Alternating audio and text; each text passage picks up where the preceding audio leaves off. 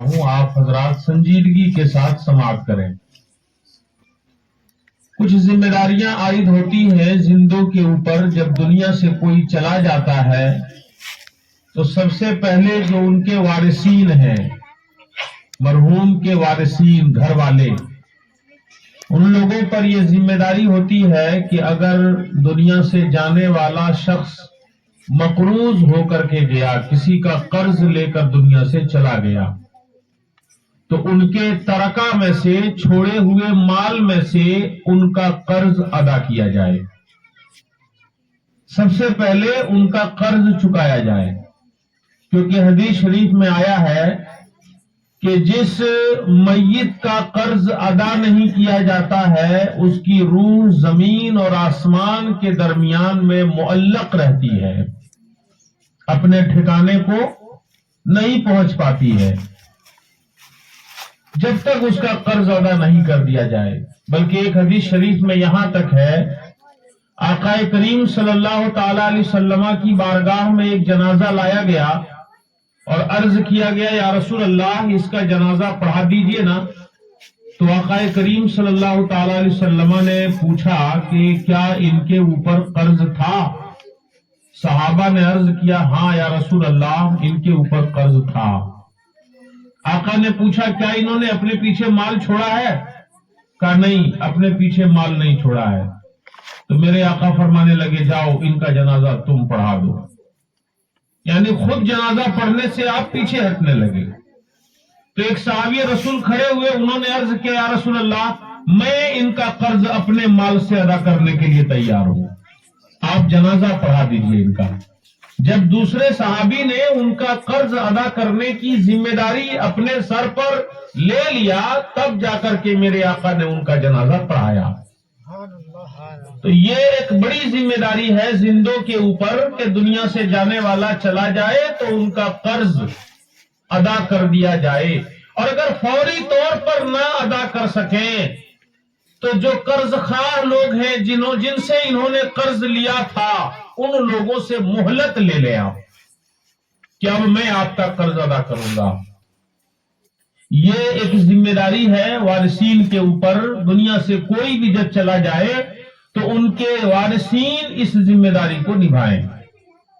यहां पे एक और मसला दरपेश होता है, जब कोई दुनिया से जान चला जाता है तो हमारे इलाकों में देखने का एक रिवाज और रस्म बना हुआ है। कोई भी इंतकाल करने वाला करे, अगर मर्द इंतकाल करे तब भी, औरत इंतकाल करे तब भी देखने की एक बड़ी भीड़ लगती है ना। औरत भी इंतकाल कर जाए तब भी हर कसो नाकस, यानी हर कोई, गांव का भी, गांव के अगल बगल की बस्तियों से भी रिश्तेदार के लोग मुख्तलिफ जगहों से चलकर आते हैं और एहतमाम के साथ जनाजे के चेहरे से कफन हटा करके और उनका चेहरा देखते हैं। जबकि शरीयत के मसले के एतबार से कोई भी मर्द उसी औरत का चेहरा देख सकता है जिस औरत का चेहरा जिंदगी में देखना जायज है। जीते जी जिस औरत का चेहरा आपके लिए देखना जायज है, मरने के बाद भी उसी औरत का चेहरा देखना आपके लिए जायज है। किन औरतों का चेहरा देखना जायज है, ये मसला भी तो नहीं मालूम है बहुतों को ना। देहात में तो हर किसी औरत का चेहरा आराम से देख लेते हैं लोग। किस औरत का चेहरा देखना जायज है, गौर से सुने। जो औरत आपकी मुहर्रमात में से हो, और आसान लफ्जों में कहूं, जिस औरत से आपका कभी भी निकाह जायज नहीं हो सकता, जैसे आपकी मां, आपकी बहन, आपकी भांजी, आपकी बेटी, और बहुत सारे रिश्ते हैं। जिन औरतों से आपका निकाह कभी भी जिंदगी में हलाल नहीं हो सकता है, हमेशा हराम ही है, ऐसी औरतों का चेहरा देखना जायज है। उनका चेहरा आप देख सकते हैं, ये हाथ की हथेली देख सकते हैं, पांव का तलवा देख सकते हैं, बस इतना देखना जायज है। इन औरतों का भी जिस्म देखना जायज नहीं है। सुन रहे हैं मसला। इन औरतों का भी अपनी बेटी हो, बहन हो, अपनी माँ हो, अगर वो बेटी बड़ी हो गई है, बहन बड़ी हो गई है, तो ऐसों का जिस्म भी देखना जायज नहीं है। बस सिर्फ ये चेहरा और ये हाथ की हथेली और ये पांव का तलवा, इतना देख सकते हैं आप। ठीक है ना, मसला समझ में आ रहा आसान से। फिर उसके बाद जिन औरतों से आपका निकाह जायज है, जो आपकी मुहर्रमात में से नहीं है, गांव की कोई औरत है, गांव की भाभी लगती है, गांव की चाची लगती है, आपकी सगी नहीं है, गांव की लगती है, ऐसी औरतें आपके लिए अजनबिया हैं। ऐसी औरतों से पर्दा करना जरूरी है।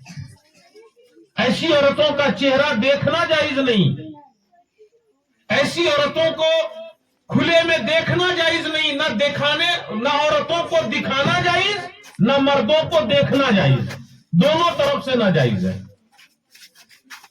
औरतें भी सुन रही हैं, मां बहनें भी, तो वो भी सुने। आपको भी पर्दे में रहना जरूरी है, मर्दों को भी अपनी नजरें बचाना जरूरी है। अब अगर इंतकाल कर गई कोई जवान औरत, जिसको देहात में भैंसुर भवासिन का रिश्ता बोलते हैं ना, तो भैंसुर भवासिन का रिश्ता कितना हार्ड होता है आप जानते हैं। जिस खाटी पे भैंसुर बैठा रहता है, उस खाटी से दूर से भी भवासिन नहीं सटती है। जिंदगी में तो इतना लिहाज किया, पर्दे में रही, बचती रही, लेकिन जब वो औरत इंतकाल कर जाती है तो हमारे लोग अपने जा करके उसकी चादर हटा करके, उनके चेहरे से कपड़ा हटवा करके और अपनी नजरों से उसका मुआयना करते हैं। बोलिए, अगर आज उस औरत के हाथ को उठाने की ताकत उनके पास होती तो वो अपना चेहरा आपको देखने देती? नहीं देखने देती ना, फौरन ढक लेती। मगर यहाँ पे हम आम रिवाज बनाए रखे हैं, देखते हैं। और यह सिर्फ मर्दों के साथ, औरतों के साथ नहीं है कि औरत इंतकाल कर जाए तो मर्द जाकर देखते हैं, बल्कि अगर कोई मर्द इंतकाल कर जाए तो औरतें भी आती हैं। औरतें ये समझती हैं कि हमको तो हर किसी का चेहरा देखना जायज है। नहीं, हजरत आयशा सिद्दीका रजी अल्लाह ताला अन्हा की एक हदीस है। आका करीम सल्लल्लाहु ताला अलैहि वसल्लम के पास वो बैठी हुई थी और हजरत अब्दुल्ला इब्ने उम्मे मक्तूम, एक सहाबी, नाबीना सहाबी, सामने से गुजरे। तो हजरत आयशा सिद्दीका रजी अल्लाह ताला अन्हा ने पर्दा नहीं किया। मेरे आका ने पूछा, ऐ आयशा, तुमने पर्दा क्यों नहीं किया? अब्दुल्ला इब्ने उम्मे मक्तूम गुजरे तो उनसे तुमने पर्दा क्यों नहीं किया? तो हजरत आयशा ने कहा, या रसूल अल्लाह, वो तो नाबीना है ना, वो देख नहीं ना रहे थे, इसलिए मैंने पर्दा नहीं किया। मेरे आका फरमाने लगे कि वो नहीं देख रहे थे तो क्या हुआ, तुम तो देख रही थी, तुम्हें तो हया करनी थी, तुम्हें तो पर्दा करना था। अगर वो नहीं देख रहे थे तो तुम तो देख रही थी। मतलब क्या हुआ कि तुम तो देख रहे थे, तुम्हें पर्दा करना था। और अगर वो देखता तो वो भी लिहाज करता है, वो भी पर्दा करके निकल जाता, नजरें झुकाकर, है कि नहीं? इससे समझ में क्या आया कि औरतों की जानिब से भी पर्दा है। बल्कि और करीब से आपको मसला समझा दूं। हजरत नबी करीम सल्लल्लाहु ताला अलैहि वसल्लम का जब विसाल हो गया, तो मेरे आका के विसाल के बाद, इसका साउंड कम हो रहा है, क्या बात है? मेरे आका सल्लल्लाहु ताला अलैहि वसल्लम के विसाल के बाद हजरत आयशा सिद्दीका रजी अल्लाह ताला अन्हा का जो हुजरा था, जिस कमरे में मेरे आका विसाल फरमाए, उसी कमरे में आपको दफन किया गया। नबी की ये खासियत है कि जहां पे आपका इंतकाल होता है वहीं पर नबी को दफन भी किया जाता है। ठीक है ना? तो नबी पाक सल्लल्लाहु अलैहि वसल्लम को हजरत आयशा के हुजरे में दफन किया गया। अब हजरत आयशा रजी अल्लाह ताला अन्हा बिला झिझक अंदर दाखिल होती, कोई पर्दे का एहतमाम नहीं करती। फिर कुछ दिन गुजरे, जमाना गुजरा और हजरत सिद्दीक अकबर, मेरी तरफ तवज्जो रहे आपकी, हजरत सिद्दीक अकबर रजी अल्लाह ताला अन्हो, जो हजरत आयशा सिद्दीका रजी अल्लाह ताला अन्हा के वालिदे गिरामी हैं, उनका जब इंतकाल हुआ तो उनको भी उसी कमरे में दफन किया गया। تب بھی حضرت عائشہ بلا حجاب کمرے میں داخل ہوتی تھی اور کمرے میں بھی کوئی حجاب نہیں کروایا تھا۔ پھر جب حضرت عمر فاروق رضی اللہ تعالی عنہ کا وصال ہوا اور ان کو بھی اسی حجرے میں دفن کیا گیا، تو اب حضرت عائشہ صدیقہ رضی اللہ تعالی عنہ باضابطہ چادر اوڑھ کر کے پردہ کر کے کمرے کے اندر جاتی تھی۔ پوچھنے والے نے پوچھا کہ اے ام المومنین عائشہ صدیقہ رضی اللہ تعالی عنہ، آپ پہلے پردہ نہیں کرتی تھی کمرے کے اندر جانے میں، اب پردہ کیوں کرتی ہیں؟ تو حضرت عائشہ صدیقہ نے جو جواب دیا وہ غور سے سنیے۔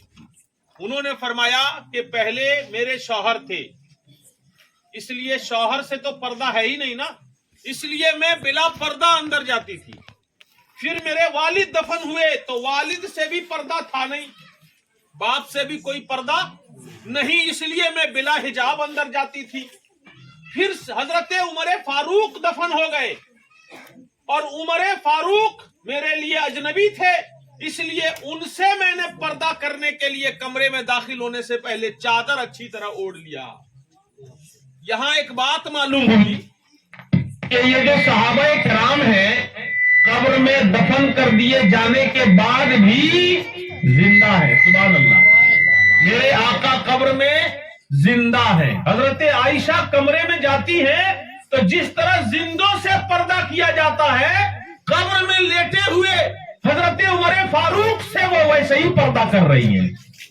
ایک مجاز مل گیا، ایک سبق ملا ام المومنین سے ہماری تمام ماں بہنوں کو کہ آپ بھی چاہے وہ میت ہو، چاہے قبر کے اندر لیٹا ہوا ہو، آپ وہاں سے گزرے تو پردے کا اہتمام کر کے گزریں، پردے کا اہتمام کر کے گزرے۔ ایسا نہیں کہ قبرستان میں ہیں آپ اور یہ سوچ رہی کہ یہ تو قبر کے اندر لیٹا ہوا ہے تو پردہ کر کے کیا فائدہ، یہ تو دیکھ نہیں رہا ہے نا۔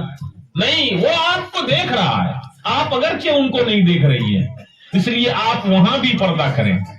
بہرحال تو یہ مسئلہ تھا جو میں نے بیان کیا کہ یہ جو دیکھنے کا رواج اور رسم ہے اس طریقے سے نہیں ہونا چاہیے۔ ہاں ٹھیک ہے، کوئی انتقال کر جائے تو عورتیں آئیں اور آنے کے بعد گھر کی عورتوں سے ملاقات کرے، وہ جس گھر میں جنازہ ہوا ہے ان کے گھر کی عورتوں سے ملے اور مل کے ان کی ڈھارس بندھائے، ان کو تسلی دے، صبر و شکر کی تلقین کرے، نہ یہ کہ عورت مردوں کے بھیڑ میں جا کر کے جنازہ دیکھے۔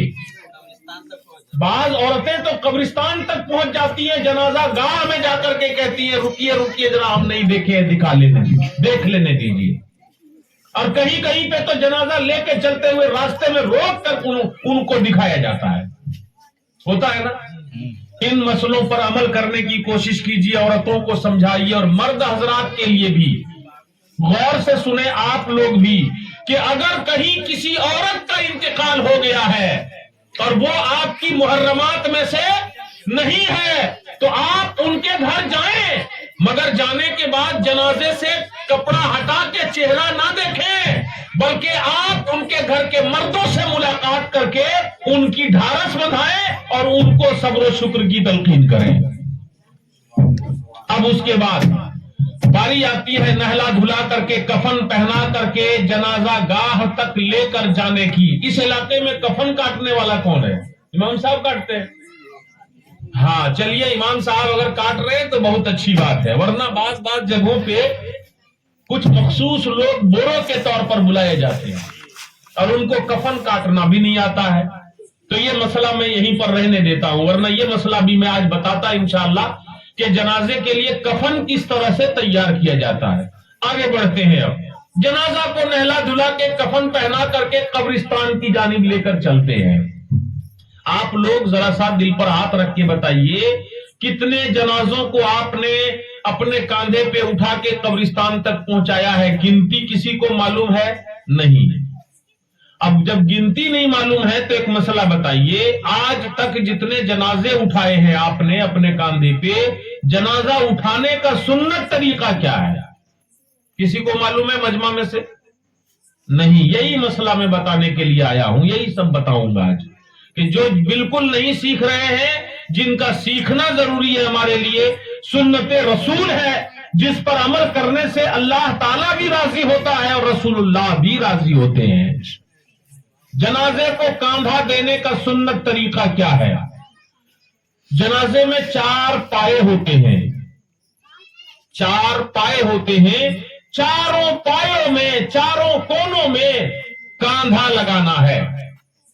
طریقہ یہ ہوگا کہ سب سے پہلے جنازے کے داہنی جانب آ جائیں اور جنازے کے داہنی جانب سرہانے پر آ کر کے اپنا داہنا کاندھا لگا کر کے کم سے کم 10 قدم چلیں۔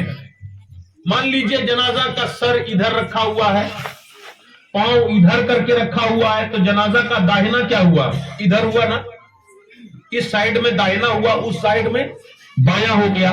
اب جنازے کے داہنی جانب سرہانے میں سر کے پاس آ کر کے اس پائتی میں، اس پاؤں یہ سرہانے میں آ کر پائے پر اپنا کاندھا لگائیں۔ اب تو ڈنڈا نکلا ہوا رہتا ہے، اب تو ڈنڈا نکلا رہتا ہے، چارپائی جو بنی رہتی ہے اس میں، آپ اسی پر اپنا کاندھا لگائیں اور لگا کر کے کم سے کم 10 قدم چلیں، اور زیادہ چلنا ہو تو چلیں، لیکن منیمم کم سے کم 10 قدم چلیں۔ اور اب یہ کسی دوسرے کے حوالے کیا، جنازے کے داہنی جانب ہی پائتی میں پاؤں کے پاس آ جائیے اور اپنا داہنا کاندھا لگا کر کے پھر کم سے کم 10 قدم چلیے۔ کتنے ہو گئے؟ 20 قدم ہو گئے۔ اب جنازے کے بائیں جانب چلے جائیے اور سرہانے میں جا کر کے اپنا بایاں کاندھا لگا کر کے پھر کم سے کم 10 قدم چلیں۔ کتنے ہو گئے؟ 30 قدم۔ اب اخیر میں جنازے کے بائیں جانب پائتی میں پاؤں کے پاس آ کر اپنا بایاں کاندھا لگا کر کے پھر کم سے کم 10 قدم چلیں۔ یہ کل ٹوٹل کم سے کم 40 قدم ہوں گے۔ اس طریقے سے اگر جنازے کو کاندھا دیا تو حدیث شریف میں آیا ہے، میرے آقا کا فرمان ہے کہ جو جنازے کو 40 قدم کاندھا دے گا، اللہ تعالیٰ اس کے 40 کبیرہ گناہوں کو معاف فرما دے گا۔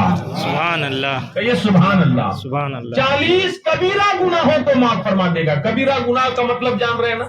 بڑے بڑے گناہ، جن گناہوں کو بغیر توبہ کے اللہ معاف نہیں کرے گا، ویسے گناہ جنازے کو کاندھا دینے پر معاف ہوں گے۔ کس طرح کہ اللہ تعالیٰ توبہ کرنے کی توفیق دے دے گا، اور پھر جب بندہ توبہ کرے گا تو اللہ تعالیٰ اس کے ان 40 گناہوں کو بخش دے گا، معاف فرما دے گا۔ سبحان اللہ۔ دوسری حدیث پاک میں ہے، میرے آقا فرماتے ہیں کہ جو جنازے کو 40 قدم کاندھا دے، اللہ تعالیٰ کل قیامت کے دن یقینی طور پر اس انسان کی مغفرت فرما دے گا۔ سبحان اللہ۔ رحمت حق بہانمی جوید، رحمت حق بہانامی جوید۔ اللہ کی رحمت قیمت نہیں مانگتی ہے، بخشنے کے لیے ایسا نہیں کہتی کہ تم اتنی محنت کرو گے تب ہم تمہیں اتنا اجر دیں گے۔ اللہ کی رحمت بہانہ تلاش کرتی ہے، میرے بندے تمہیں جنازے میں آئے ہو، جنازے کو کاندھا لگا رہے ہو، ہم تمہارے 40 کبیرہ گناہ بھی معاف کریں گے اور تمہیں کل قیامت کے دن یقینی طور پر بخشش کا پروانہ بھی عطا فرما دیں گے۔ سبحان اللہ۔ کتنا بڑا اللہ تعالیٰ کا کرم ہے۔ کام ہمارا تھا، ہمارا اپنا کوئی مر جائے تو کام ہمارا نہ ہے دفن کرنا، ہماری ذمہ داری ہے۔ نہیں دفن کریں گے تو گھر میں رکھ سکتے ہیں کیا؟ لیکن دیکھیے اللہ کا کرم کہ وہ اپنا کام ہم کرنے جا رہے ہیں، جنازہ کو لے کر جا رہے ہیں، اللہ ہمیں ثواب دے رہا ہے۔ سبحان اللہ۔ اب لے کر کے جنازہ گاہ تک پہنچ گئے تو جنازہ گاہ پر پہنچنے کے بعد لوگ جنازہ پڑھنے کی ترکیب کا اعلان کرواتے ہیں امام صاحب سے، ذرا سا اعلان کر دیجئے گا، نیت بتا دیجئے، طریقہ بتا دیجئے، دعا درود بتا دیجئے۔ تو آدمی اتنا ٹیلنٹ تو ہے نہیں کہ ایک بار بتا دینے سے فوراً کیچ کر لے گا، ہے کیا؟ نہیں، کچھ سمجھ میں نہیں آتا ہے ان کو، کیونکہ کبھی سیکھا نہیں۔ وہاں پہ ایک بار سنا، زیادہ سے زیادہ یہی کہے گا کہ کیا مرتبہ اللہ اکبر کہنا ہے، بس اتنا دھیان میں رکھ لے گا۔ آئیے میں آپ کو جنازہ پڑھنے کا طریقہ بھی بتاؤں۔ یہ فرض کفایہ ہے، جنازہ پڑھنا فرض کفایہ ہے، یعنی فرض کا ثواب جنازہ پڑھنے پر اللہ تعالیٰ عطا فرماتا ہے۔ اور وہ چیز ہم اگر نہیں سیکھیں تو حدیث شریف میں آیا ہے، اللہ کے رسول صلی اللہ تعالی علیہ وسلم نے ارشاد فرمایا ہے کہ البر لا یبلا والذنب لا ینسا والدیان لا یموت इमल माशीता कमा तदीन व तुदान।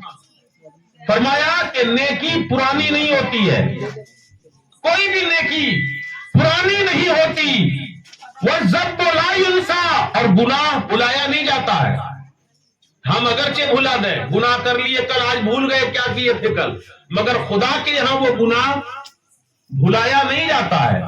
हमने अगर कोई नेकी किसी के साथ की तो वो नेकी पुरानी नहीं होती है। वह तय्यानो ला यमूत, और कर्ज मरता नहीं है। कर्जा हमने आपसे अगर ले लिया और हम मर गए तो कर्ज मरा नहीं, या आप दुनिया से चले गए तो कर्ज गया नहीं, वो जिम्मे में लगा हुआ है। फरमाते इमल माशीता कमा तदून, इमल माशीता कमा तदीनो तुदान। जो चाहो तुम करो, जो चाहो तुम करो, जैसा करोगे वैसा भरोगे। तो अगर दुनिया में हम बिना जनाजा की तरकीब जाने हुए बस झूठो जाके जनाजा में खड़ा हो जाएंगे, धोखा देने के लिए दिखा रहे हैं, देखो फलनवा के बेटे हम आए हैं आपके अब्बू के जनाजे में, हम तो जानते कुछ नहीं है, बस झूठो आए हैं, खड़ा हो गए हैं जनाजा में। अब बताइए, हम अगर पूरी जिंदगी ऐसे ही दूसरे के मुर्दों के साथ सुलूक करेंगे तो हमारे मरने पर भी ऐसे ही लोग ना आएंगे। तो जैसा हम दुनिया में करते रहे वैसा हमारे साथ भी सब लोग करके चले जाएंगे। इसलिए जनाजा पढ़ने की तरकीब सीख लीजिए। इमाम साहब से आप बस आधा घंटा का टाइम दीजिए, रोज डेली नहीं, एक दिन आधा घंटा का टाइम दीजिएगा, सीख लीजिएगा। जिंदगी में क्या आधा घंटा नहीं हमारे पास? जरूर है। तरकीब क्या है जरा गौर से सुने आप। जनाजे के अंदर सिर्फ 2 चीजें फर्ज हैं। कितनी? बोलिएगा मेरे साथ, कितनी चीजें फर्ज हैं? 2। सिर्फ 2 चीजें फर्ज हैं। इन 2 बातों का लिहाज कर लिया तो आपने फर्ज अदा कर दिया। नंबर 1, खड़ा होना फर्ज है। जनाजा अगर कोई बैठ कर पढ़ना चाहे तो नहीं पढ़ सकता, बगैर किसी उज्र के। अगर परेशानी है, पांव में खड़ा नहीं हो सकता, तब तो परेशानी है, तब तो बैठ कर भी पढ़ेगा तो हो जाएगा। मगर बगैर उज्र के कोई बैठ कर पढ़े तो जनाजा नहीं होगा। यहां पे देखिए कितनी अच्छी और प्यारी हिकमत एक है। कुछ लोगों ने माज़अल्लाह अपनी किताबों में लिखा कि कब्र के सामने हाथ बांध करके खड़ा होना शिर्क है। कब्र के सामने हाथ बांध करके खड़ा होना शिर्क है। अल्लाह ताला ने फर्ज करार दे दिया। जनाजे के सामने मुर्दा सामने है और वहां पे हाथ बांध करके खड़ा होते हैं जनाजे में हम, है कि नहीं? जनाजे के सामने खड़ा होना फर्ज करार दे दिया। तो ये पहला फर्ज है। दूसरा फर्ज है 4 मर्तबा तकबीर कहना, अल्लाहू अकबर, अल्लाहू अकबर, अल्लाहू अकबर, अल्लाहू अकबर। ये 4 मर्तबा पढ़ना, ये क्या है? फर्ज है। ये 2 बातें जनाजे में फर्ज है, खड़ा होना और दूसरी बात 4 मर्तबा तकबीर कहना। अब एक मसला आप लोगों से थोड़ी देर के लिए मैं पूछ रहा हूं, आपको जवाब देना है। कितना आपने इस मसले से सीखा वो जानने के लिए। किसी ने अगर 3 ही तकबीर में सलाम फेर दिया तो जनाजा हुआ कि नहीं? नहीं हुआ। वाह सुभान अल्लाह। देखिए हमारे चचा बता रहे नहीं हुआ। बेशक जनाजा नहीं हुआ। क्यों? इसलिए कि फर्ज अगर छूट जाए ना तो जनाजा नहीं होगा। नमाज में भी फर्ज छूट जाए तो नमाज नहीं होगी। फर्ज छूट जाए तो नमाज नहीं होगी। वाजिब छूट जाए तो नमाज वाजिबुल इयादा होगी, और सुन्नत छूट जाए तो नमाज को दोहराना सुन्नत हो जाएगी। ठीक है ना? तो जनाजे में अगर 4 तकबीर जो फर्ज है वो उसमें से एक भी छूट जाए, 3 ही तकबीर कोई कह के सलाम फेर दे तो जनाजा नहीं हुआ। और अगर कोई 5 तकबीर कह देता, ये मसला भी जानना जरूरी है ना। अगर कोई 5 बार अल्लाहू अकबर कह दे तो हो गया जनाजा। हो गया जनाजा। कहिए सुभान अल्लाह। सुभान अल्लाह। जनाजा 5 बार तकबीर कह देने, 4 ही बार फर्ज है ना। एक बार अगर जायद भी कह दिया तब भी जनाजा हो जाएगा। 4 बार फर्ज तो अदा कर दिया ना, अब एक्स्ट्रा जो कहा वो जायद हो गया, उसका शुमार नहीं किया जाएगा, जनाजा अदा हो गया। तो ये 2 बातें, खड़ा होना और 4 तकबीर कहना फर्ज है। اب یہاں ایک اور مسئلہ بتاتا ہوں، غور سے سنیے گا جتنے بھی بھائی حضرات آئے ہیں، بہت کام کی بات ہے. یہ سب مسئلے آپ پڑھیے گا نا تو برسوں کے پڑھنے کے بعد بھی نہیں ملے گا. مدرسے میں جا کے داخلہ لیجئے گا، 8 سال پڑھیے گا، تب بھی مجھ کو نہیں لگتا کہ آپ یہاں تک پہنچیے گا. اس لیے میں بڑے شارٹ میں آپ کو سکھا رہا ہوں، آپ اس کو سمجھنے کی کوشش کریں. تکبیر جو جنازے میں کہیں گے اللہ اکبر، وہ کم سے کم اتنی آواز میں آپ ضرور کہیں کہ خود آپ اپنی آواز کو سن لیں. نماز پڑھتے ہیں نا، 5 وقتہ نماز ہو، جمعے کی نماز ہو، ان نمازوں میں بھی قرأت کرنے میں اتنا لحاظ ضروری ہے کہ خود اپنی آواز آپ سن لیں. بعض لوگوں کو آپ دیکھیے گا نماز پڑھتے ہوئے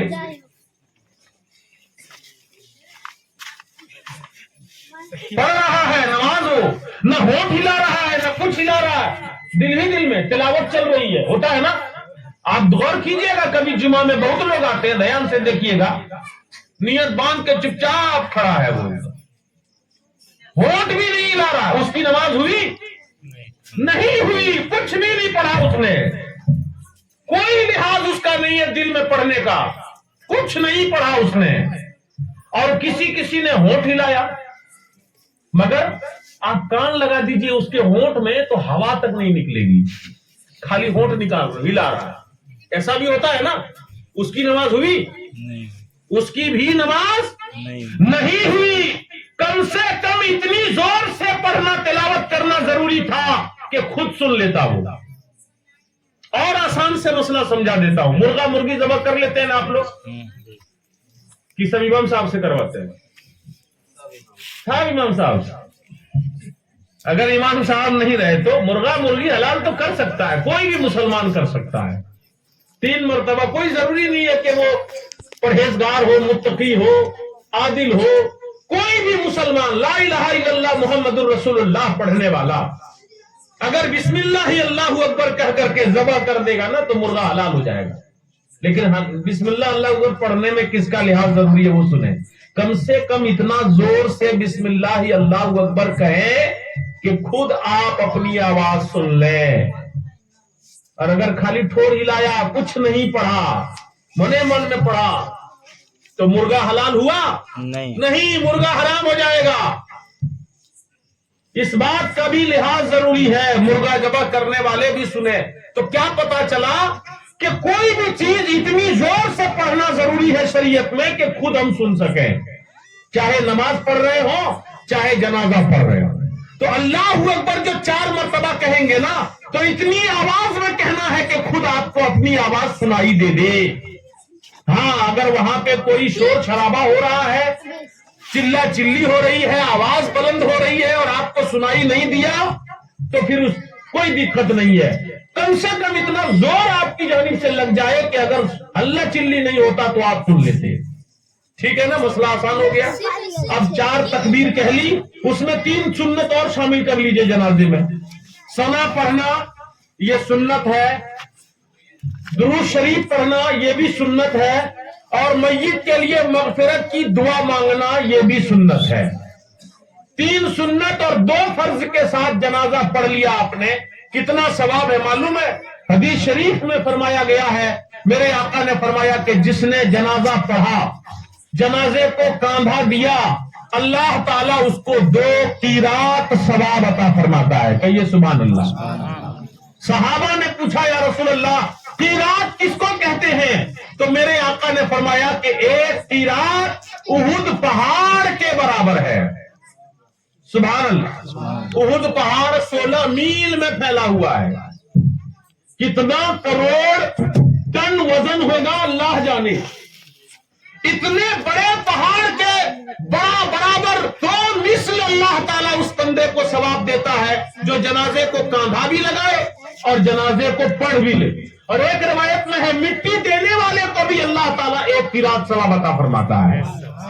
تو جنازہ پڑھنے گئے تو 3 قیرات ثواب لے کر کے آئے. اب یہاں پہ ایک اور مسئلہ بتاتے ہیں. کبھی کبھی ایسا ہوتا ہے کہ امام صاحب نے 4 تکبیر پڑھانی تھی جنازے میں نا، 2 تکبیر کہہ لیا تھا، تب آپ پہنچے، پچھوا گئے آپ، 2 तकबीर पढ़ चुके थे तब आप पहुंचे, या 3 तकबीर पढ़ चुके थे तब पहुंचे, तो अब क्या करना है? नमाज वाला मसला तो मालूम है, तीसरी रकात में गए तो क्या करना है, दूसरी रकात में गए तो क्या करना है, मालूम है ना? मालूम है ना नमाज वाला मसला? मालूम। बाद में जो जाते हैं वो 4 रकात वाली नमाज में 2 रकात अगर पाए तो बाद में अपनी इमाम के सलाम फेरने के बाद 2 रकात नमाज अपनी पूरी कर लेते हैं। जनाजा में कैसे करना है? जनाजा का मसला सुन लीजिए। अगर आप पीछे हो गए और 2 तकबीर छूट गई या 3 छूट गई, बस 1 तकबीर बची हुई है, लास्ट तकबीर, तो आप पहुंच जाइए, लाइन में खड़ा हो जाइए और पहुंच करके नियत वगैरह करके तैयार रहिए। इमाम के लास्ट अल्लाहू अकबर कहने का इंतजार कीजिए। वो चौथी तकबीर कहेंगे ना, आप इंतजार कीजिए। जैसे ही इमाम चौथी तकबीर कहे अल्लाहू अकबर, आप भी अल्लाहू अकबर कह के हाथ बांध लीजिए। आपकी कितनी हुई? बोलिएगा, आपकी कितनी तकबीर हुई? एक हुई, अभी पहली हुई। और इमाम की कितनी हो गई? 4। अब इमाम साहब तो फौरन सलाम फेर देंगे ना। आपकी अभी 1 हुई है, अभी और आपको कितना कहना है? 3 बार कहना है। तो 3 तकबीर आप जल्दी जल्दी कह लीजिए। अल्लाहू अकबर, अल्लाहू अकबर, अल्लाहू अकबर, अस्सलामु अलैकुम व रहमतुल्लाह, अस्सलामु अलैकुम व रहमतुल्लाह। आपने भी जनाजा पढ़ने का सवाब पा लिया। सुभान अल्लाह। ये तरीका है जनाजा अगर छूट जाए तकबीरें तो, यानी जनाजा उठाने से पहले पहले, कांधा पे उठाने से पहले पहले अपनी जो छुटी हुई तकबीर थी उसको अदा कर लीजिए। वहां दुआ पढ़ने में, दुरूद पढ़ने में वक्त न लगाइए। अगर उसमें वक्त लग गया और जनाजा उठ गया ना, तो आपकी तकबीर का कोई लिहाज फिर नहीं होगा। और जनाजा एक बार जहां पढ़ लिया जाता है ना, फिर दोबारा नहीं पढ़ा जाता है। हमारे इमाम आजम अबू हनीफा रहमतुल्लाह ताला अलैह के नजदीक अगर वली ने अपनी इजाजत दे दी या खुद वली ने जनाजा पढ़ा दिया, तो अब उसके बाद जनाजा पढ़ना नाजायज है, गुनाह का काम है। तो इसलिए जनाजा न छोड़े। छूट गया तो आप जल्दी से जाके तकबीर कहीं पकड़ सकते हैं, पकड़ लीजिए। और अगर वो भी ना पकड़ पाए तो फिर जनाजा आप नहीं पढ़ पाएंगे। अब आपको मिट्टी देने में शामिल होना है। दुरूद शरीफ पढ़ ले, अल्लाहुम्मा सल्ली अला सय्यदना व मौलाना मुहम्मदिन मादनिल जुद वल करम व अला आलिहि व अस्हाबिहि व बारिक व सल्लिम सलातम व सलामन अलैका या रसूल अल्लाह सल्लल्लाहु तआला अलैहि वसल्लम। अब ले जाते हैं हम लोग मस्जिद को कब्र में लिटाने के लिए। तो कब्र में लिटाने के वक्त भी बाज हजरात कहते हैं कि एक जरा चेहरे से कफन हटा दीजिएगा, दिखा दीजिएगा। नहीं दिखाना चाहिए। क्यों जानते हैं? कब्र में मस्जिद को उतार देने के बाद वो एक अलग दुनिया में चला गया, अलग दुनिया में चला गया। अगर खुदा न खास्ता उसका कोई अमल खराब था और उसकी वजह से उसका चेहरा बदल गया, उसके अंदर कोई ऐसी चीज जाहिर हो गई, अल्लाह का अजाब पकड़ लिया, अल्लाह के अजाब ने उसको, और उसकी वजह से उसका चेहरे का रंग बदल गया या कुछ और अजीबो गरीब चीज हुई, और आप चेहरा खोल के देखेंगे तो उनका ऐब खुलेगा कि नहीं? बोलिए, ऐब खुलेगा कि नहीं खुलेगा? इसलिए कब्र में लिटा देने के बाद अब मत खोलिए, पर्दे में रहने दो, पर्दे में भलाई है। मुंह देख के क्या होगा? अब बस पर्दे में रहने दे, अल्लाह के हवाले करे। अल्लाह तेरे हवाले कर रहे हैं, तू इनकी हिफाजत फरमा।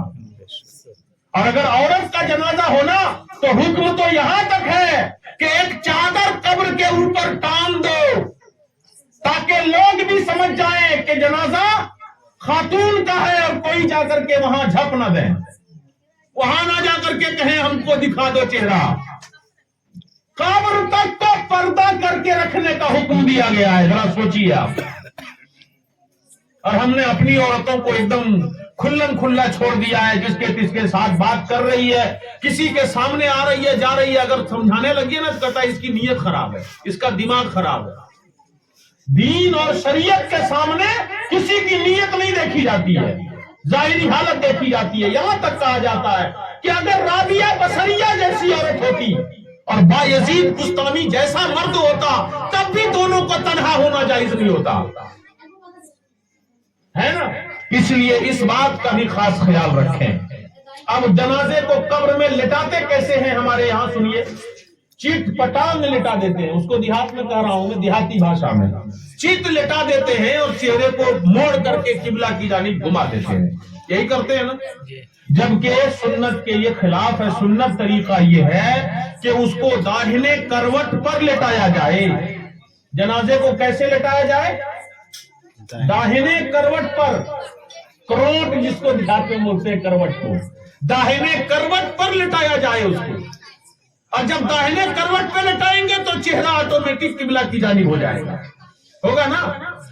اگر ڈر ہو کہ جنازہ لڑھک کے پیچھے نہ گر جائے یا آگے نہ گر جائے تو حکم یہ ہے کہ جو پورب کی جانب قبر میں دیوار ہے نا, اسی دیوار میں اس کی پیٹھ کو سٹا دیں, یا اس کی پیٹھ کے پیچھے ایک مٹی کا ڈھیلا رکھ دیں اور پھر قبر کو برابر کریں. آج کل ایک عجیب رواج اور بڑھنے لگی ہے. اگر کوئی پیسہ والا آدمی مر گیا تو ان کی اولاد بانس دینے کے بجائے لکڑی دیتے ہیں. بڑھیا موٹی موٹی لکڑی کی سلی چروا کے لاتے ہیں, وہ دیتے ہیں قبر میں. ہم لوگ کمزور نہیں, امیر آدمی ہے, اس لیے قبر میں سلی دیں گے. جبکہ لکڑی دینا بانس کی جگہ, بانس دینا زیادہ مناسب ہے اور وہ مضبوط بھی ہے. لکڑی دینا مکروہ ہے. اس سے پرہیز کریں, بچنے کی کوشش کریں. اور اس کے بعد قبر میں داہنے کروٹ پر لٹا. ایک اور مسئلہ میں یہاں پہ بیان کرنا چاہتا ہوں. ہمارے یہاں اس اندھاروں کے علاقے میں قبر کیسے بنائی جاتی ہے؟ کھانچی جو آپ لوگ مارتے ہیں قبر میں, وہ کتنا نیچے لے جا کر مارتے ہیں بتائیے, بولیے گا. کوئی ایک بتائے نا بھائی, کتنا نیچے کھانچی لے جا کے مارتے ہیں؟ 4 انگل. بس زمین تھوڑا سا کھسکایا, کھود دیا 4 انگل, اور اسی میں بانس مطلب جتنے میں بیٹھ جائے. یہی ہے نا. معلوم ہے ایک بارش ہوگی نا تو ایک بارش کس کے اگر ہو جائے گی تو 1 فٹ زمین نیچے تک گیلی ہو جائے گی آرام سے. ہوگی کہ نہیں ہوگی؟ اور جیسے ہی زمین گیلی ہوگی, یہ جو آپ نے منو مٹی اس قبر پہ لگا دیا نا, سارا بانس کے اوپر ہے, بانس کے نیچے کی زمین گیلی ہوگی اور دھڑام کے ساری مٹی قبر پر گر جائے گی. آپ نے دیکھا ہوگا نئی نئی قبر کو دھستے ہوئے, دیکھا ہے کہ نہیں دیکھا؟ یہ طریقہ جو ہم لوگوں نے اپنا رکھا ہے, یہ کسی بھی جائز اور سنت طریقے میں سے نہیں آتا ہے. قبر بنانے کا 2 ہی طریقہ ہے, ایک ہے سنت طریقہ اور ایک ہے جائز طریقہ. یعنی اس طریقے پر بنا سکتے ہیں, جائز ہے, سنت نہیں ہے. 2 طریقے ہیں, ایک سنت اور ایک جائز. دونوں طریقہ بتا رہا ہوں.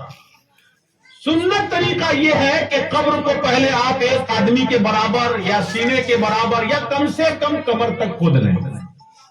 3 درجے ہیں, کم سے کم اتنا, درمیانی ہے سینے تک, یا زیادہ سے زیادہ ایک آدمی کے برابر کھود لیں. اور جو پچھم طرف کی دیوار ہے قبر کی نا, اس قبر کی دیوار میں ایک لمبا سا درخا بنائیں. درخا سمجھ رہے ہیں آپ؟ کیا بولتے ہیں یہاں پر دیوار میں جو بناتے ہیں رکھنے کے لیے ڈبیا وبیا, درخا بنا ہے ایک دم لمبا سا, جس میں میت آسانی سے گھس سکے. لمبائی اس کی کتنی ہو, بس 1 ہاتھ 1.5 ہاتھ رکھ دیں آرام سے. اتنی لمبائی اونچائی ہو اور پھر لمبا قد کے برابر اس کو کھودے اس دیوار میں, اور داہنے کروٹ میں میت کو اس میں داخل کریں اور کچی اینٹ کاٹ کر کے ساری مٹی اس قبر میں ڈال دیں, یا پھر بانس کو ایسے ترچھا کر کے لگا دیں اور پھر ساری مٹی قبر میں ڈال دیں. یہ سنت طریقہ ہے. اسی طریقے پر میرے آقا کی قبر انور تیار کی گئی ہے. کہیے سبحان اللہ. اور ایسے ہی آج بھی جنت البقیع میں قبر تیار کی جاتی ہے. یہ ہے سنت طریقہ. اور جائز طریقہ یہ ہے کہ قبر جو آپ نے سینے کے برابر کھودا یا ایک آدمی کے برابر یا کمر تک جو کھودا, اس میں کھانچی آدھا نیچے لے جائیے. مان لیجئے میں ایک ادھارن دے رہا ہوں, آپ لوگ دھیان سے دیکھیے گا. یہ نہیں کہیے گا بعد میں کہ یہ مولانا کہاں ہے لے جاؤ. بہت لوگ بولنے لگتے ہیں کہ آج تک یہ لوگ کہاں تھے. جو مسئلہ جہاں جیسے ضروری علماء نے سمجھا ویسے وقتاً فوقتاً بتایا. آج میں 40واں کی محفل میں آیا ہوں, اس لیے میں یہ مسئلے بتا رہا ہوں. مان لیجئے اتنی گہری قبر ہم نے کھود دیا, ٹھیک ہے, تو جو کھانچی لے جائیں گے نا آپ نیچے, بس اتنا کافی ہے. اتنی جگہ چھوڑ دیجئے نیچے اور اتنا نیچے تک کھانچی لے جائیے آپ. یعنی اونچا اوپر زمین سے لگ بھگ کتنا فٹ ہوگا؟ تجربہ کار لوگ بتائیے گا, مستری لوگ. 2.5 فٹ ہوگا نا. ایک دم 2.5 فٹ نیچے آپ لے جائیے, اتنا نیچے لے جا کر کے کھانچی ماریے. اس کا فائدہ کیا ہوگا سنیے. فائدہ یہ ہوگا کہ زمین سخت ملے گی. گھر کا گوڑا کھودتے ہیں تو 5 فٹ کھدواتے ہیں نا آپ لوگ, کیوں کھدواتے ہیں؟ ڈائریکٹ زمین پر گوڑا کیوں نہیں دھر دیتے؟ کیونکہ اوپر والی زمین نرم ہے, نیچے جیسے ہی جائیے گا ویسے ویسے زمین سخت اور ٹائٹ ملے گی. تو 2.5 فٹ نیچے جانے کے بعد زمین تو ٹائٹ ملے گی نا. اور دوسرا فائدہ یہ کہ بارش میں وہ زمین گیلی نہیں ہوگی, وہاں تک بارش پہنچنے میں ٹائم لگے گا اس کو, تو وہاں تک گیلی نہیں ہوگی, تو یہ مٹی کا وزن بھی سنبھال سکے گا اور دھسے گا نہیں. ایک فائدہ یہ ہوا. دوسرا فائدہ, مٹی کے اندر خصوصیت یہ ہے کہ جب وہ گیلی ہوتی ہے نا تو دھیرے دھیرے ایک دوسرے سے مل جاتی ہے. تو یہ مٹی جو ہم نے ڈالا, جب یہ پانی پڑے گا اس میں اور پانی پڑ کے یہ کنارہ اس کا گیلا ہوگا اور اس سے دیوار سے یہ چپکے گا, تو ایک زمانے کے بعد یہ چپک جائے گا. بانس کو اگر دیمک نے کھا بھی لیا نا تو یہ پورا مکمل ایک چھت کی طرح بن جائے گا. بات سمجھ میں آئی نا. یہ فائدہ ہے ایک اس قبر کو بنانے میں, اور یہ جائز طریقہ ہے. اور یہ جو 4 انگل میں آپ کھانچی مار رہے ہیں, یہ نہ جائز طریقے میں آتا ہے اور نہ سنت طریقے میں آتا ہے. تو اب آئندہ جب بھی قبر بنائیے گا اس بات کا خاص لحاظ رکھیں کہ کھانچی نیچے تک لے جائیں. ٹھیک ہے نا, اس بات کا خاص خیال کریں کہ کھانچی نیچے تک لے جائیں. اچھا, آپ ایک بات سوچے ہیں کبھی, جنازوں کو قبر کے اندر لٹانے کا حکم کیوں دیا گیا ہے ہماری شریعت میں؟ کیوں دیا گیا ہے؟ اس کے چند حکمت ہے, چند نقطے ہیں جس پر غور کرنا چاہیے. ایک حکمت تو یہ ہے کہ قبر کے اندر جب آپ ڈال دیں گے انہیں, تو ان کے تعفن سے زندوں کو پریشانی نہیں ہوگی. ان کے تعفن سے زندوں کو پریشانی نہیں ہوگی. تعفن سمجھ رہے ہیں؟ بدبو سے. کوئی بھی جب انتقال کر جاتا ہے نا 2-5 دن میں ان کا جنازہ پھٹے گا تو بدبو پھیلے گی. اس سے بچنے کے لیے ان کو منو مٹی کے نیچے دفن کیا جاتا ہے. دوسری حکمت یہ ہے کہ اس جنازے کو جانوروں سے بچانے کے لیے, جو کہ محترم انسان ہے نا, وہ ان کو بچانے کے لیے قبر کے اندر لٹائے ہیں. اب آپ بتائیے, یہ دونوں فائدہ نیچے کھانچی لے جانے میں زیادہ ہے یا اوپر مارنے میں زیادہ ہے؟ نیچے لے جانے میں یہ دونوں فائدہ زیادہ ملتا ہے کہ کوئی جانور بھی جنازہ اٹھا نہیں پائے گا, اور ساتھ ہی ساتھ اگر کچھ ہوا بھی تو جنازے کی بدبو باہر نہیں آئے گی. اور 4 انگل پہ ماریے گا نا, ایک ذرا مٹی کسی نے ہٹا دیا تو بدبو باہر نکل آئے گی. اس لیے قبر جب بنائے تو اس بات کا بھی خاص خیال رکھیں. اس کے بعد جنازے کو مٹی دیا, مٹی دینے کے بعد, مٹی بھی لوگ دیتے ہیں تو بہت ترکیبیں ہوتی ہے, پھونکتے ہیں اس میں کچھ پڑھ کے, جبکہ 3 مرتبہ مٹی دے, 3 مٹھی. منہا خلقناکم, یہی میں نے تلاوت کی تھی, منہا خلقناکم وفیہا نعیدکم ومنہا نخرجکم تارۃ اخری. پڑھیں اور اس کے بعد آپ اپنی ضرورت سے فارغ ہو گئے. اب اگر آپ کو ضرورت ہے تو جا سکتے ہیں, اور اگر ضرورت نہیں ہے تو اخلاقی ذمہ داری یہ ہے کہ ابھی بھی آپ اتنی دیر تک قبر کے پاس ٹھہرے. حدیث شریف میں آیا ہے جتنی دیر میں ایک اونٹ ذبح کر کے گوشت بانٹ دیا جائے. کیا کرنا ہے اتنی دیر تک وہاں رہ کر کے؟ قرآن مجید کی تلاوت کریں. نہیں جانتے ہیں تو جو تلاوت کر رہے ہیں ان کی تلاوت کو غور سے سنیں. سننے میں بھی ثواب ہے, تلاوت کرنے میں بھی ثواب ہے. اور پھر اخیر میں مرحوم کی روح کو اس کا ثواب کی سال کر دیں. اب اس کے بعد ہمارے یہاں ایک رواج اور ہے, قبر پر اذان دلواتے ہیں ہم لوگ. اس پر بھی بعض لوگوں کو اعتراض ہے, یہ اذان کہاں سے آ گئی, کیوں اذان دیتے ہو قبر کے اوپر؟ سوال کھڑا کرتے ہیں کچھ لوگ کہ کیوں قبر پر اذان دیتے ہو. دیکھیے حدیث شریف میں آیا ہے کہ جب اذان دی جاتی ہے نا تو شیطان ہوا خارج کرتے ہوئے 36 میل دور بھاگتا ہے. مسلم شریف کی روایت میں موجود ہے کہ شیطان جو ہے بوجھ خارج کرتے ہوئے, ہوا خارج کرتے ہوئے 36 میل دور بھاگتا ہے اذان سننے کے بعد. اور دوسری روایتوں میں ہے کہ جب مردے کو قبر میں لٹا دیا جاتا ہے اور منکر نکیر سوال کرنے کے لیے آتے ہیں, جب لوگ واپس پلٹتے ہیں قبروں سے گھروں کی جانب لوٹنے لگتے ہیں, 40 قدم ہٹ جاتے ہیں, تو منکر نکیر 2 فرشتے آتے ہیں اور آ کر کے مردے کو بٹھا دیتے ہیں اور وہ 3 سوال کرتے ہیں مردے سے. وہ آپ کو پتا ہے، عام طور سے سنایا جاتا ہے. تو اس وقت شیطان ابلیس بھی قبر میں پہنچ کر کے ایک طرف بیٹھ کر وہ اشارہ مارتا ہے. سوال کرتے ہیں فرشتے، من ربک، تمہارا رب کون ہے؟ تو ابلیس کہتا ہے میری طرف اشارہ کر دو نا، میں تمہارا رب ہوں. وہاں بھی بہکانے کے لیے وہ کھلا دشمن پہنچ جاتا ہے. اب ایسے وقت میں جب مؤذن اذان دے گا اللہ اکبر، تو شیطان وہاں رہ پائے گا؟ حدیث شریف کے مطابق وہ کیا ہوگا؟ ہوا خارج کرتے ہوئے بھاگے گا. کچھ لوگوں نے کہا کہ تمہاری قبر میں شیطان ہوا خارج کر دیتا ہے. بتائیے دماغ کہاں کہاں لے کر کے جا رہا ہے. ارے کم سے کم اس کے فتنے سے تو بچ رہا ہے مومن. جیسے ہی اذان دی جاتی ہے وہ 36 میل دور بھاگ جاتا ہے. اس کے شر سے، اس کے وسوسے سے وہ مرحوم جو قبر میں ہے وہ بچ جاتا ہے. اور سوالوں کے جواب دینے میں بھی آسانی ہو جاتی ہے. پوچھا جاتا ہے من ربک، تمہارا رب کون ہے؟ تو ادھر سے مؤذن کہتا اشہد ان لا الہ الا اللہ، میں گواہی دیتا ہوں کہ اللہ کے سوا کوئی معبود نہیں ہے. اس کو جواب مل جاتا ہے میرا رب اللہ ہے. پھر پوچھا جاتا ہے ما دینوں کا، تمہارا دین کیا ہے؟ تو مؤذن ادھر سے کہتا ہے حی علی الصلاح حی علی الفلاح. اس کو سمجھ میں بات آ جاتی ہے کہ میرا دین وہی ہے جس میں 5 وقت کی نماز پڑھی جاتی ہے. وہ کہہ دیتا ہے ہاں میرا دین اسلام ہے. پوچھا جاتا ہے ما کنت تقول فی حق هذا الرجل، تو مؤذن کہتا ہے ادھر سے اشہد ان محمد رسول اللہ. اس کو جواب مل جاتا ہے کہ میں جس رسول پاک کی گواہی دیا کرتا تھا وہی رسول ہمارے رسول ہیں. امتحان میں کامیاب ہو جاتا ہے. اور اتنا مشکل مرحلہ ہے قبر کی منزل کا مرحلہ. حضرت عثمان غنی جیسے صحابی جن کو اللہ کے رسول نے دنیا میں جنتی ہونے کی خوشخبری سنائی تھی، کہ عثمان تم جنتی ہو. 10 صحابہ ایسے ہیں جن کو میرے آقا نے دنیا میں ہی جنتی ہونے کی خوشخبری دے دی تھی. فرما دیا تھا کہ تم جنتی ہو، تم جنتی ہو.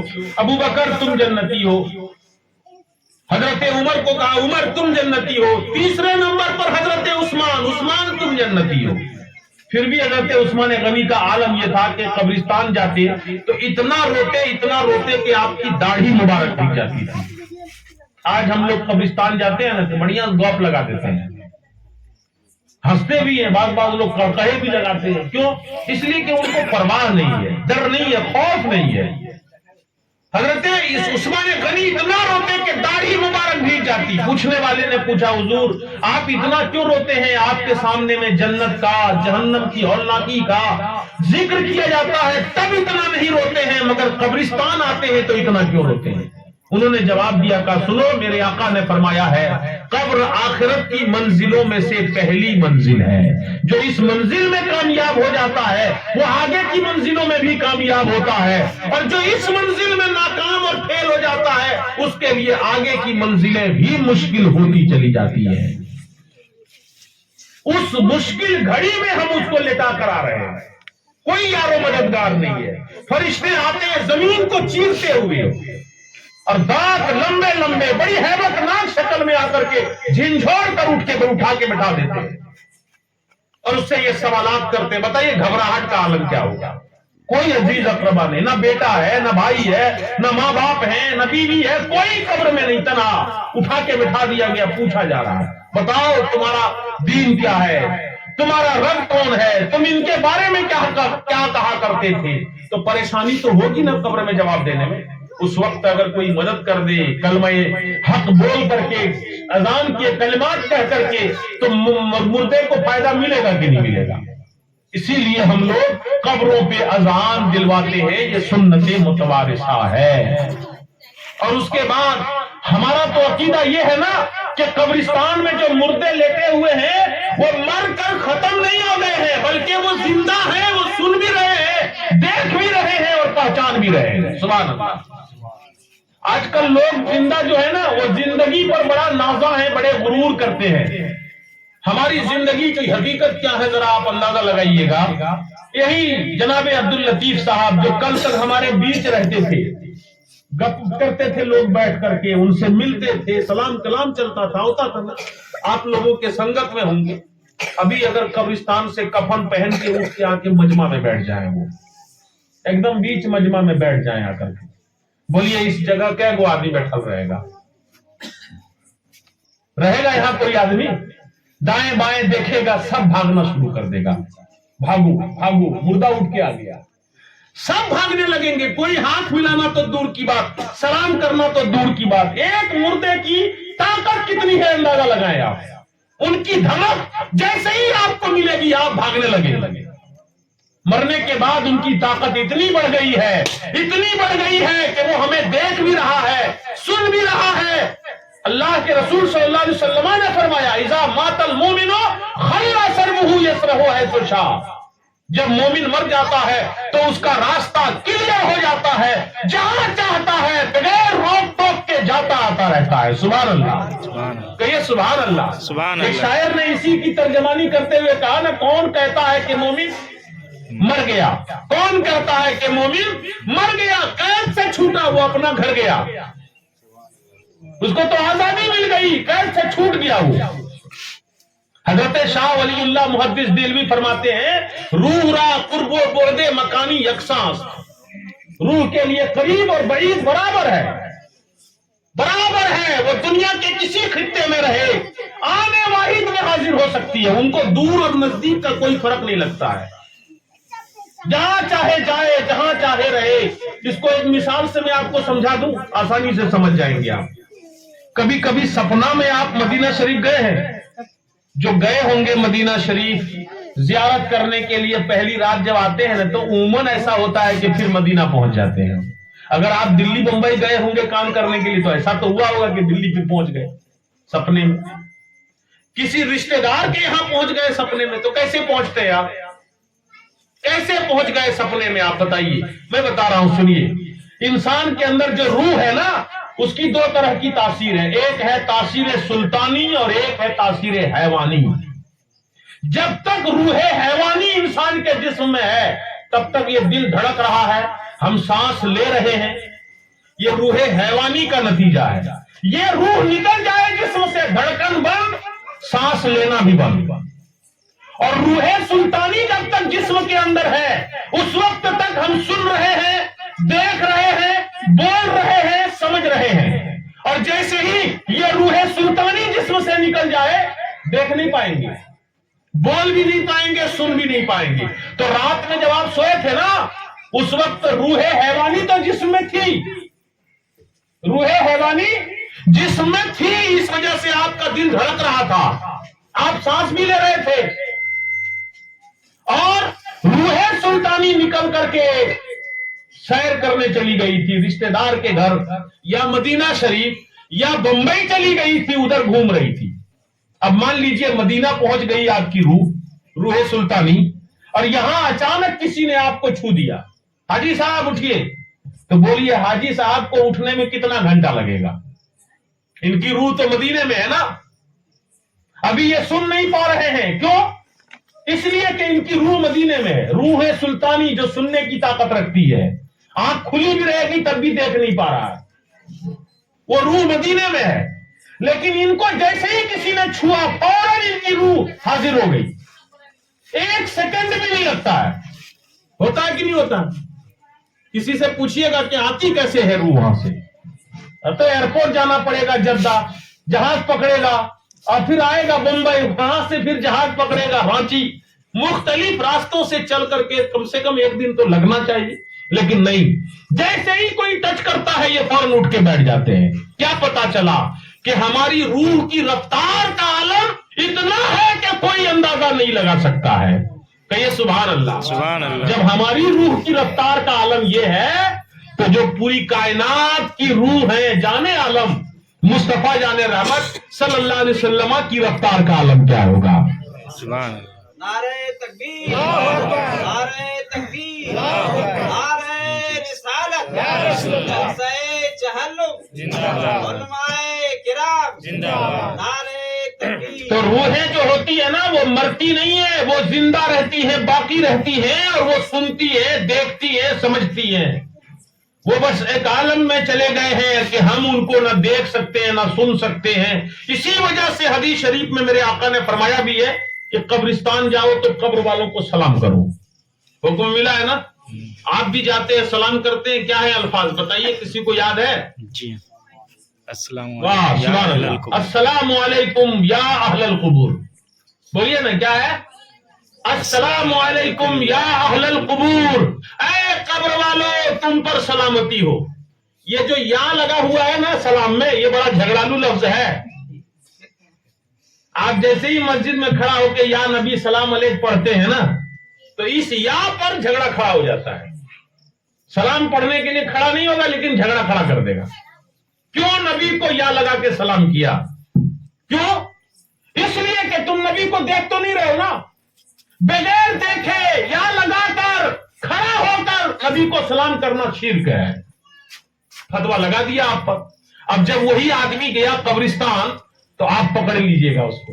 جیسے ہی باؤنڈری میں گھسے دیکھیے گا غور سے سلام کیسے کر رہا ہے, بیٹھ کے کر رہا ہے یا کھڑا کھڑا کر رہا ہے, کیسے کرتا ہے سلام؟ کھڑے کھڑے کرتا ہے نا. اور کیا کر کے کرتا ہے؟ یا اہل القبور, یا لگا کے کرتا ہے, اے قبر والو تم پر سلامتی ہو. پکڑ لیجئے گا. سچ سچ بتانا, تم نے کھڑا ہو کے سلام کیا کہ نہیں؟ بولے گا ہاں. یا لگا کے کیا کہ نہیں؟ بولے گا ہاں. تو مردوں کو تم نے دیکھ کے کیا یا بن دیکھے؟ کہے گا بغیر دیکھے. بغیر دیکھے یا لگا کر کھڑا ہو کر سلام کرنا قبرستان میں جائز, اور مسجد میں نبی کو سلام کرے تو شرک ہے کہ نہیں؟ ایک عجیب بات, عجیب بات ہے کہ نہیں؟ ارے امتی کو سلام کرنا جائز ہو جائے اور نبی کو امتی سلام کرے تو ناجائز ہو جائے, یہ ہرگز نہیں ہو سکتا. بلکہ اگر یہ سلام قبرستان میں جائز ہے تو یہ سلام نبی کو بھی جائز ہے. سبحان اللہ. یہ سلام نبی کو بھی کرنا جائز ہے, اسی لیے ہم سلام کرتے ہیں. اچھا ایک اور پیارا فلسفہ بتاتا ہوں. اللہ کے رسول صلی اللہ علیہ وسلم نے سلام کرنے کا حکم دیا. اب اس سلام کی بات آئی تو کتنی پیاری روایت سناتا ہوں. میرے آقا ایک صحابی کے گھر گئے اور جا کر کے پہلے میرے آقا کی عادت تھی کسی کے گھر جاتے تو اجازت لیتے تھے. بغیر اجازت, ایسا نہیں کہ ہڑام کے گھس گئے اندر. ہم لوگ آج یہ غلطی کرتے ہیں, کسی آپ کے گھر گئے نا تو اجازت نہیں لیتے, ایک دم بے دھڑک اندر کی بول پوچھ میں اندر گھس جاتے ہیں, جبکہ اجازت لے کر اندر جانا چاہیے. میرے آقا مالک کونین ہے, پھر بھی دروازے پر جاتے تو اجازت لیتے. طریقہ کیا ہے اجازت لینے کا؟ باہر سے آپ سلام کیجیے, السلام علیکم ورحمت اللہ. سلام کیا, کوئی جواب نہیں ملا. پھر سلام کیا, کوئی جواب نہیں ملا. پھر سلام کیا, کوئی جواب نہیں ملا. جب 3 بار سلام کا جواب نہ ملے تو واپس چلے جاؤ. میرے آقا کو بھی جب جواب نہیں ملا تو واپس پلٹے آپ.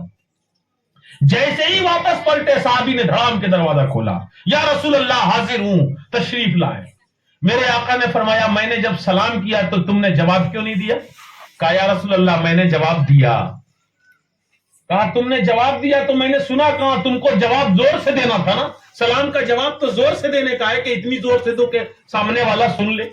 وہ کہنے لگے کتنی پیاری بات, کہتے یا رسول اللہ میرا دل چاہ رہا تھا آپ بار بار مجھ کو سلام کریں, آپ کی سلامتی مجھے بار بار ملے, آپ کی دعا بار بار ملے.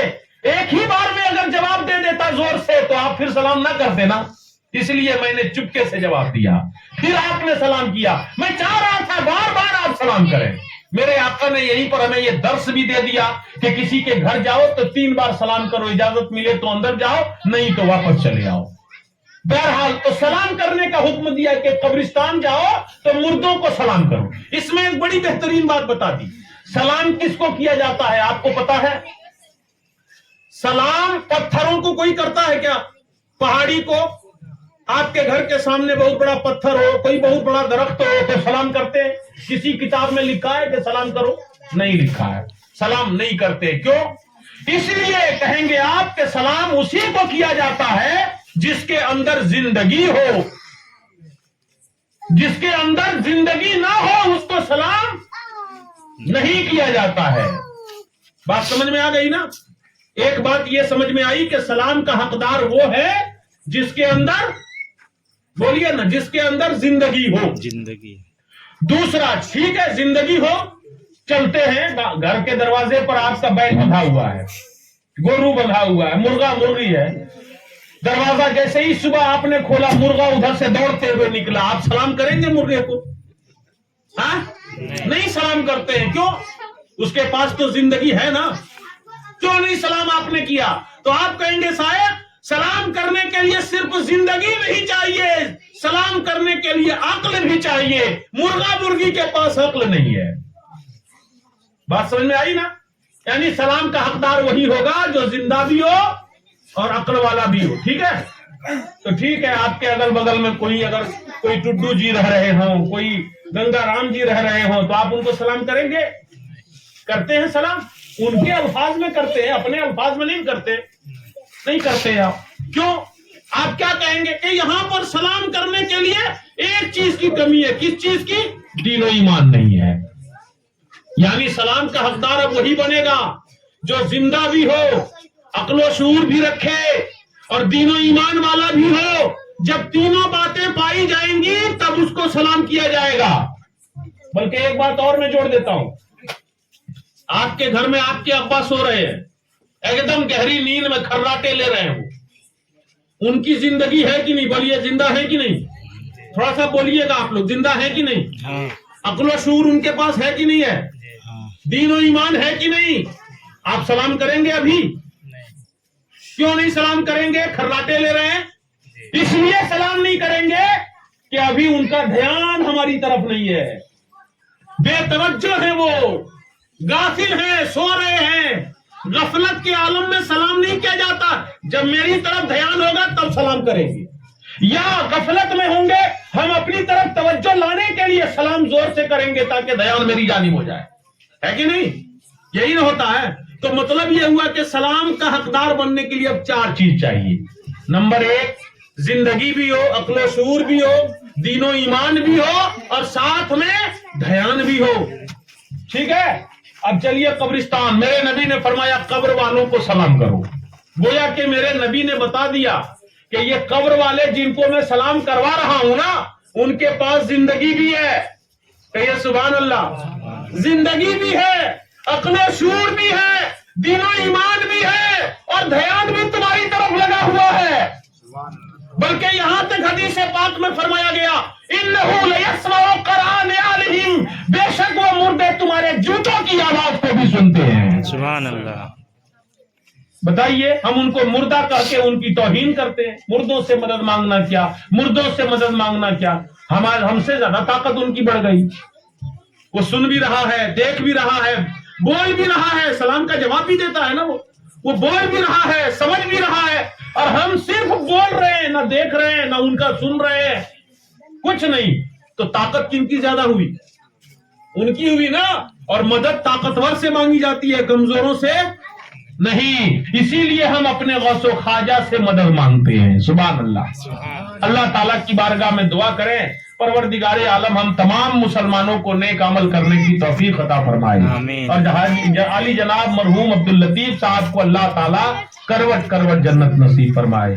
جو مسئلے میں نے بیان کیے آپ لوگ دھیان میں رکھیں، بہت لوگوں نے ریکارڈنگ کیا، اس کو آپ بار بار سنیں اور توجہ سے اس کو ذہن میں محفوظ کر لیں اور عمل کریں، دوسروں کو بھی عمل کرائیں۔